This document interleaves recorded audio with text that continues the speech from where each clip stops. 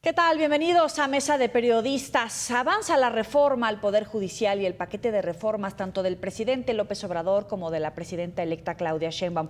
¿Qué nos espera para este cierre de gobierno, es decir, septiembre, y el arranque del sexenio?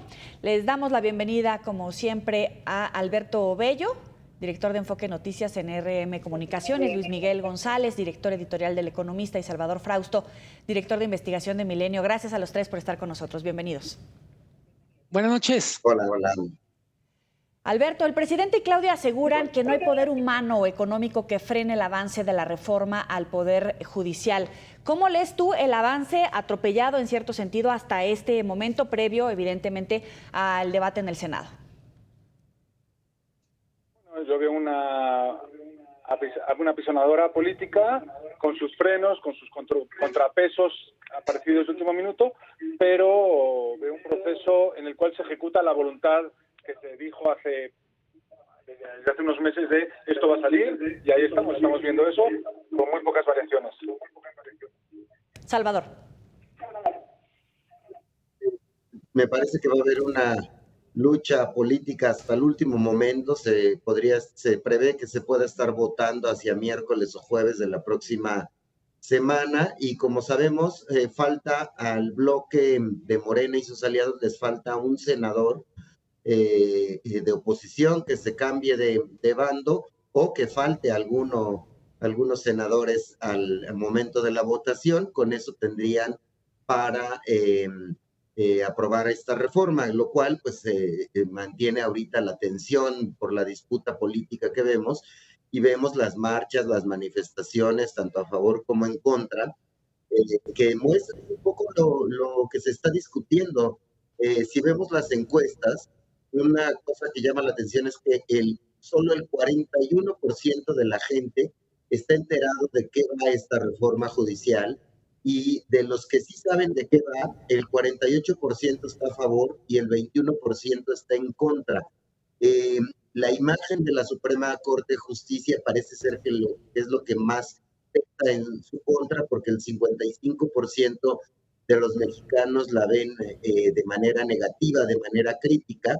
Solo hay un 35% que tienen buena opinión a la Suprema Corte de Justicia. Entonces, si vemos los números, están muy interesantes. Yo hice una medición con Milenia, con herramientas de inteligencia artificial, y llama la atención que el 62% de la gente que participa en el debate sobre reforma judicial estén a favor de la reforma, y más o menos el 35% está en contra de la reforma judicial. Entonces, la tensión política en este país, profundamente politizado, está a todo lo que da, y eso es lo que vamos a ver de aquí al jueves que entra, que probablemente se vote esta reforma. Me parece de pronóstico reservado, porque ese voto que le falta a Morena, hoy, por los informes que ha dado el PRI, el PAN y Movimiento Ciudadano, parecen tener amarrados a sus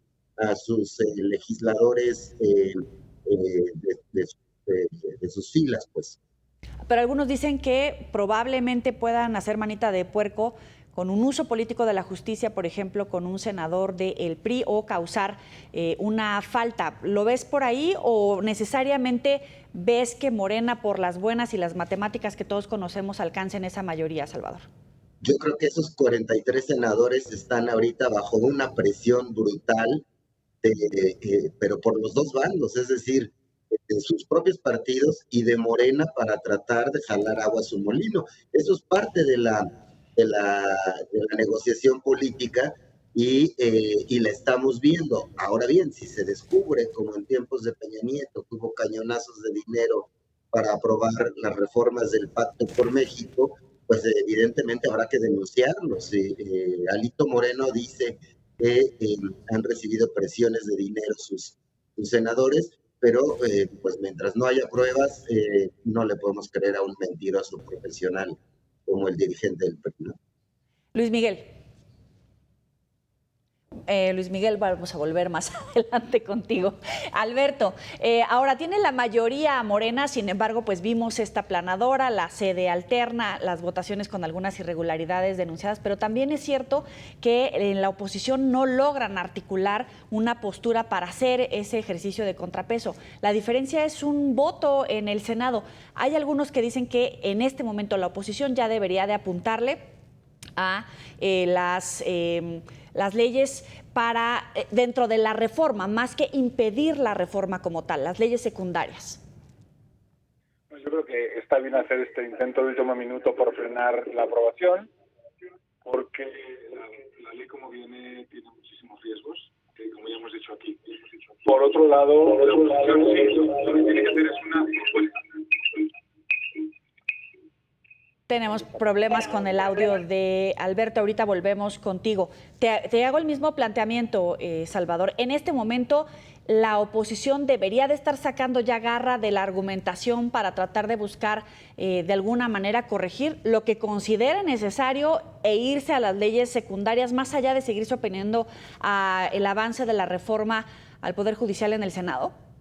Yo coincido con Alberto, me parece que en este momento la estrategia de la oposición de tratar de mantenerse unida para bloquear lo que ellos consideran que debe ser detenido, si esa es su posición y lo han hecho explícito y claro, me parece que en este momento esa jugada debe ser, es la correcta y es la jugada más inteligente para la oposición. Ahora bien, sí, se transparenta en los próximos días, como se ha rumorado que algunos priistas ya estarían, o un panista también se rumora, Sí. ya está del lado de Morena y sus aliados, entonces tendrían que cambiar la estrategia, porque de todas formas la oposición es la que está pagando el mayor costo político, porque como la mayoría de la población está a favor de la reforma y vio mal, y las elecciones así lo mostraron, que la oposición bloqueara los planes del presidente en, digamos, el plan A, el plan B, Sí. este se llama el plan C, están pagando un costo político alto, pero bueno, esa es su posición.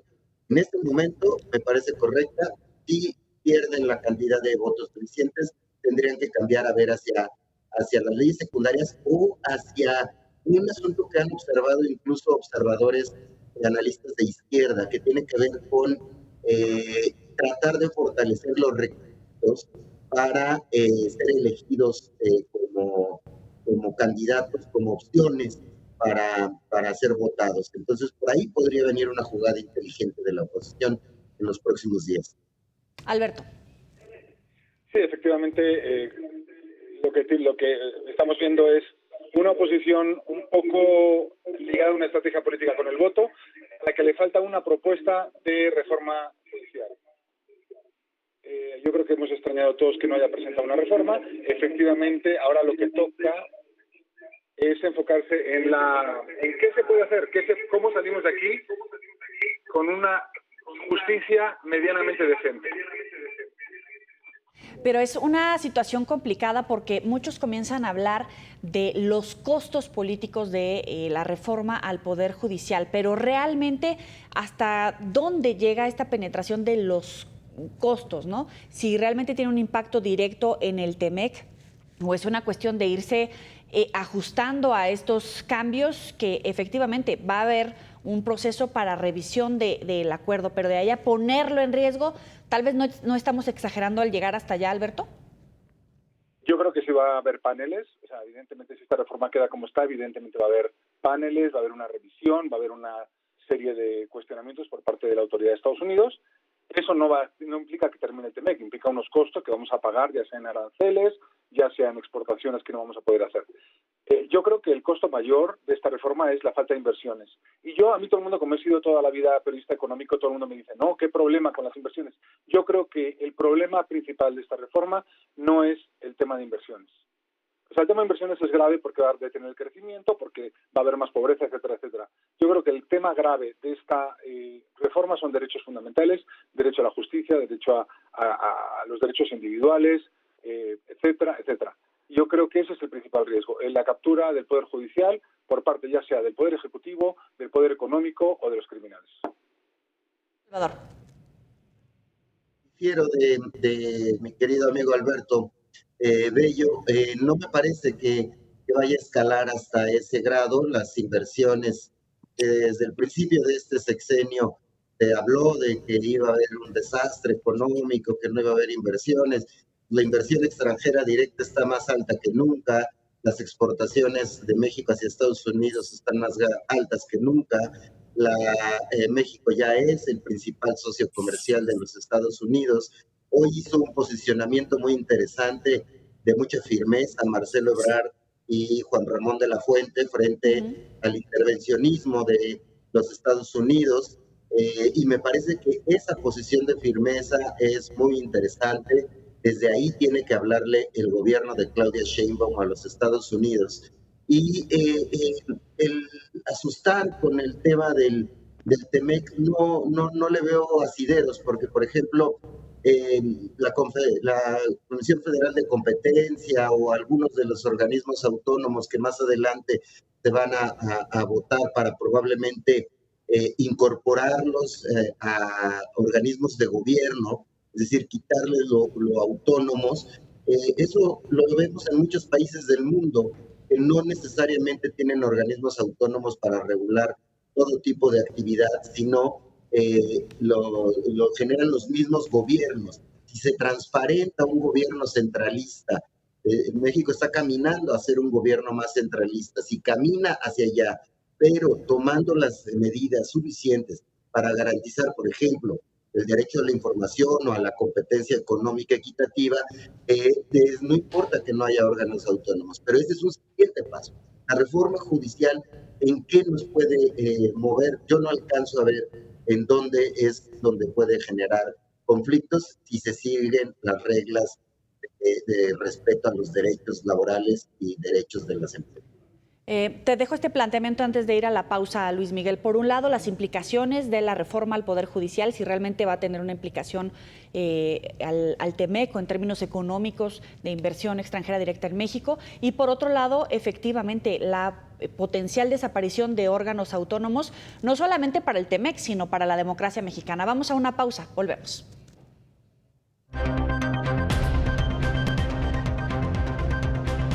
Continuamos en Mesa de Periodistas. Luis Miguel, ¿qué implicaciones tiene el avance de la reforma al Poder Judicial en primera instancia antes de entrar al debate sobre la desaparición de los órganos autónomos? Creo que evidentemente estamos hablando de hacer pronósticos sobre lo que podría pasar. Lo decía muy bien ayer Álvaro Ratzinger, es un debate entre apocalípticos e integrados. Salvador probablemente esté más en el lado de los integrados, yo estoy más en el lado de los apocalípticos. Y probablemente las cosas terminen en algún punto entre ambos extremos. No es un tema menor cambiar las reglas con los socios comerciales. Cuando alguien dice, bueno, es que es injerencismo, hay que decirlo. Estados Unidos fue súper injerencista en política laboral en este sexenio y ayudó mucho esas injerencias de Estados Unidos a México. Los salarios mínimos en México aumentan, entre otras cosas, porque es un compromiso en el TEMEC. Mucho del tema de democracia sindical es un compromiso en el TEMEC que está vigilado y promovido desde la Embajada de Estados Unidos. Y cuando digo, no es que lo hagan a escondidas. Se producen folletos en la Embajada de Estados Unidos para promover, por ejemplo, democracia, elecciones libres en los sindicatos en México. En ese sentido, yo digo, no todo lo que los socios tienen que opinar sobre lo que pasa en México es en contra de lo que pasa en México. Cuando advierten que hay riesgos, por ejemplo, en el tema de crimen organizado, elección de jueces, etcétera, pues digo, no están haciendo sino decir algo que en México no hay las condiciones para que la gente lo diga en voz alta. Probablemente la piel del gobierno de López Obrador sea mucho más sensible a lo que viene de Estados Unidos porque se acostumbró a este silencio que en algunos casos ha sido muy cobarde en México, por ejemplo, de organismos empresariales que tratan de no hacer ruido, de no mover ni una hoja, no vaya a ser que eso rompa el esquema. Sí hay riesgos, lo escribía, yo diría de manera muy bien en Financial Times uno de los corresponsales y decía, imagínese que usted es el gerente o el country manager de una multinacional que compite contra una empresa que es propiedad del gobierno mexicano. Imagínese que esa empresa le está haciendo cosas que no están de acuerdo a las mejores prácticas. Imagínese que usted quiere llevar ese pleito a un juzgado en donde el juez lo va a elegir básicamente el partido que gobierna. Imagínese que el árbitro es un regulador que también escoge el gobierno y imagínese que le llega un requerimiento de la autoridad fiscal para decirle, pues usted puede ir a prisión preventiva oficiosa porque sospechamos que algo de sus depósitos no está de acuerdo a lo que consideramos que es legal. Lo que dice el artículo de Financial Times, eso lleva años pasando en Rusia, pero nunca había pasado en América del Norte. No estábamos preparados para que pase con nuestro principal socio comercial. Yo tiendo en este tema a ser apocalíptico, escucho a Salvador, me encantaría que él tenga razón y que no pase absolutamente nada, que se mantengan los niveles de inversión, pero me gustaría que dentro del propio Morena, dentro del gobierno, se escucharan también las voces moderadas y no solo los que dicen hay que romper eso, que al final no va a pasar nada. Y por cierto, la mala fama del Poder Judicial es exactamente igual que pasaría con el Legislativo. Si hiciéramos una encuesta, los diputados, senadores traen más o menos el 30-40% de popularidad. En algunos lugares son menos populares que los narcos. Entonces, eso no es pretexto para desaparecerlos. Y en el tema de los órganos autónomos, ¿coincides con el planteamiento que hace particularmente Salvador? En casi todo sí. Hay dos órganos autónomos que sí son muy delicados. Yo diría, el Instituto Federal de Telecomunicaciones está explícitamente en el TEMEC. No es interpretación. México se comprometió a tener un órgano autónomo en telecomunicaciones, para decirlo con todas las letras, porque presionó mucho a AT&T. Es parte de lo que decía, no hay manera de competir con Telmex si no tenemos un órgano regulador con el que podamos recurrir. Y el otro caso que me parece delicado es la Comisión Reguladora de Energía. Hay un cambio que trascendió esta semana donde la Comisión Reguladora le está pidiendo a los particulares que le den detallados las listas de sus clientes y cuánto venden. Es información industrial estratégica y evidentemente si para seguir operando tienen que revelar información, pues va a ser muy difícil que inviertan. México necesita más inversión en el sector energético, no para borrar a Pemex, para hacer lo que Pemex o CFE no están pudiendo hacer. Alberto.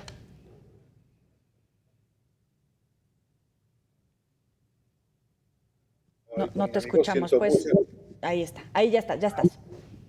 Siento mucha tristeza porque durante muchos años, para frenar el poder económico de algunos grupos y para garantizar acceso a la información y para tener un país donde los débiles no sean siempre víctimas de los más fuertes y para tener un poco de independencia y de poder defenderte del gobierno y del Estado, creamos una serie de instituciones y que esas instituciones las quiera destruir un gobierno que se dice de izquierda me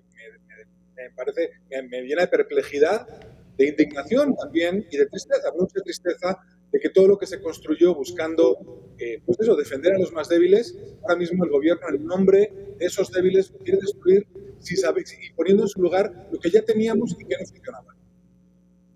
Alberto, ahora déjame plantearlo en este sentido. Ya vimos cómo avanzó de alguna manera atropellada el proceso de debate de la reforma al Poder Judicial en la Cámara de Diputados. Viene el Senado, en tanto hay un debate sobre si va a haber un proceso en contra de los diputados de Morena al dar paso al debate de la reforma al Poder Judicial y haber incurrido en alguna irregularidad que constituya una crisis constitucional solamente en el Poder Legislativo, que después se podría trasladar a otras instancias. ¿Estamos a las puertas de esa crisis constitucional?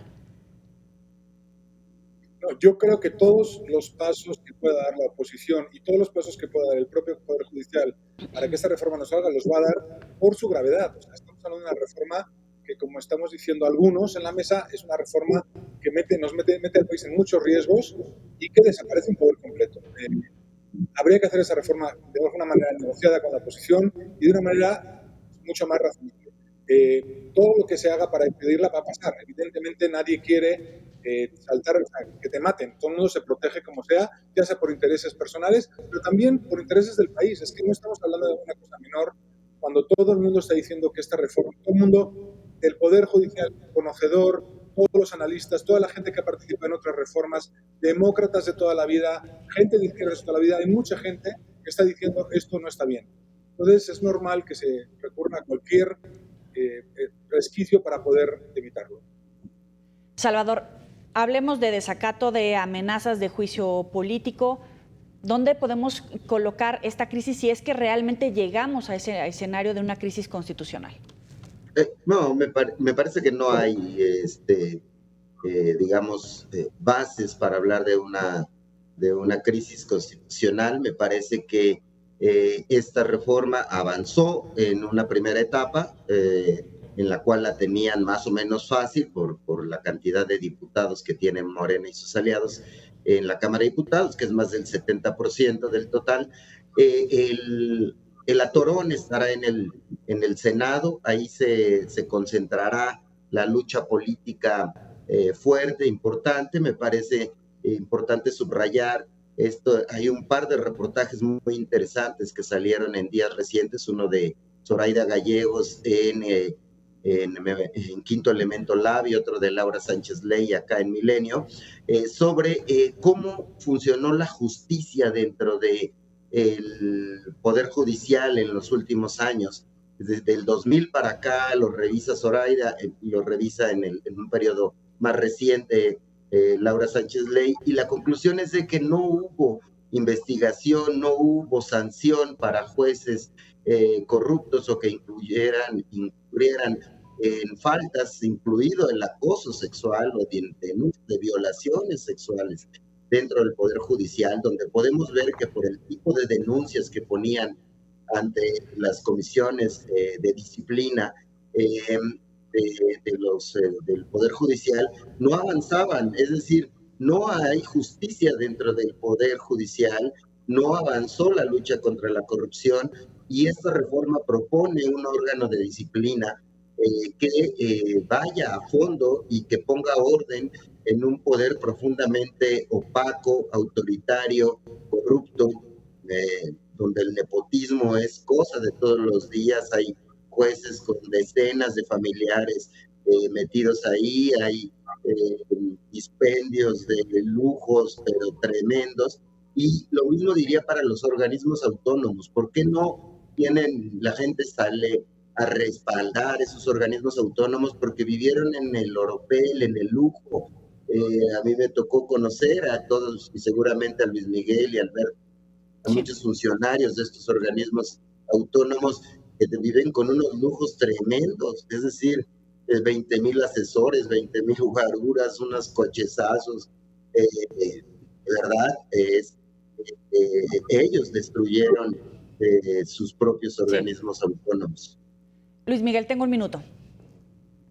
Yo coincido con Salvador. Una parte de los argumentos para demoler los órganos autónomos y el Poder Judicial es lo mal que funcionaron.